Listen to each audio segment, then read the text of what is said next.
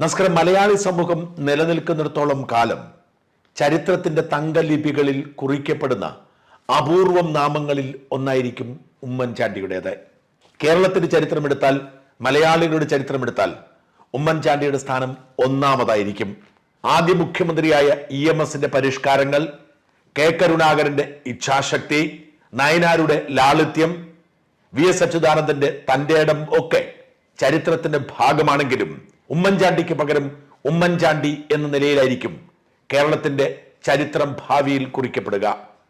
ഒരു പുണ്യപുരുഷനായി, ചരിത്ര പുരുഷനായി, കേരളത്തിന്റെ മാവേലിയായി ഉമ്മൻചാണ്ടി വാഴ്ത്തപ്പെടും എന്ന കാര്യത്തിൽ ഒരു തർക്കവുമില്ല.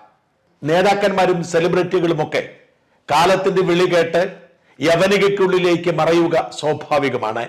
എന്നാൽ മൺമറഞ്ഞ് ഒരു വർഷം പൂർത്തിയായിട്ടും അതേ തിളക്കത്തോടെ, അതേ ചൂടോടെ, അതേ